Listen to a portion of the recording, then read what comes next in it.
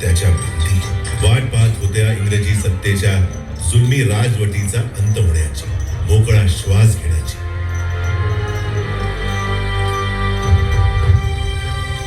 आणि तो दिवस उगवला.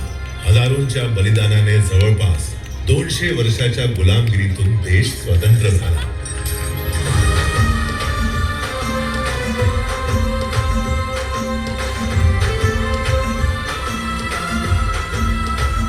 स्वराज्य आणि स्वातंत्र्याच्या किरणांनी उजळले होते अगणित भारतीयांचे चेहरे आणि त्याच्या गालांवर स्वातंत्र्याचे आनंदाश्रू पाहत होते करोडो भारतीय.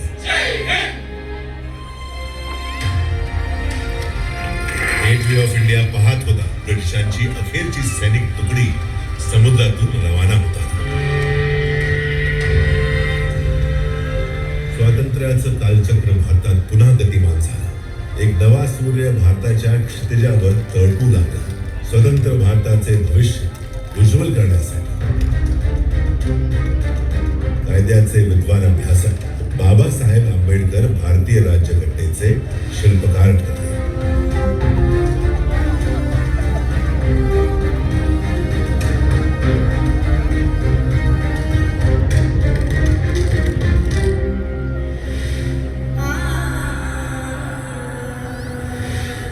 स्वातंत्र्यानंतर देश आर्थिक दृष्ट्या स्वावलंबी व्हावा यासाठी औद्योगिकरणाचा मार्ग अवलंबून महाराष्ट्राने देशापुढे एक आदर्श निर्माण केला.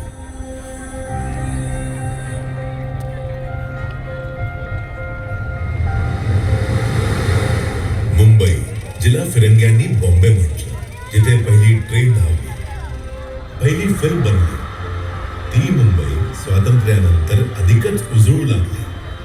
असंख्य भारतीयांच्या स्वप्नांची नगरी झाली मुंबई. आज भारताच्या आर्थिक राजधानीचे शहर आहे मुंबई.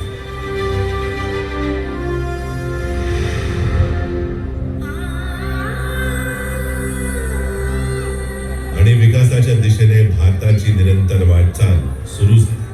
शिक्षण, आरोग्य, संरक्षण, सामाजिक उत्थान, महिला सक्षमीकरण या सर्व क्षेत्रात प्रगती करत गेल्या 75 वर्षात भारताने निर्माण केली आहे आपली एक वैश्विक ओळख.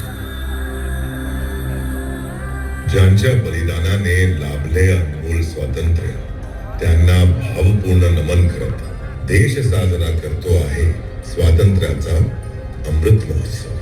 आगामी 25 वर्षे आहेत अमृतकाल भारताचा.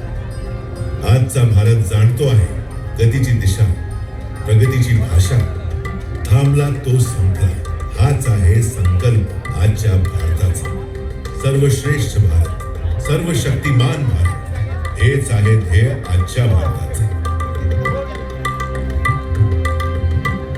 या ध्येयाच्या प्राप्तीकरता हवाय दृढनिश्चय आणि दूरदर्शीपणा.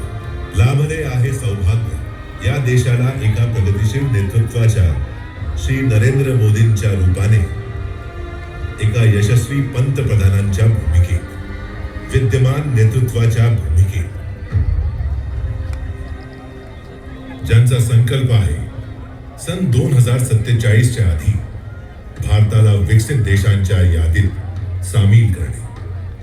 आणि हे शक्य आहे त्या पंचप्राणांच्या जोरावर.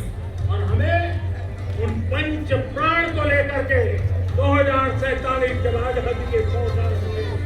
विकसित भारताचा संकल्प, गुलामगिरीच्या प्रत्येक विचारातून मुक्ती, आपल्या समृद्ध परंपरांचा अभिमान, एकता, एकोपा आणि नागरिक कर्तव्यांचे पालन.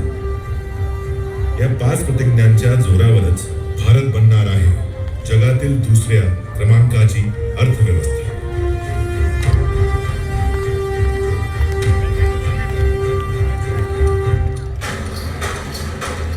या गाथेला इथेच, या वळणावर सोडून मी निघून जातो आहे पुढे माझ्या अनंताच्या अनादी यात्रेला.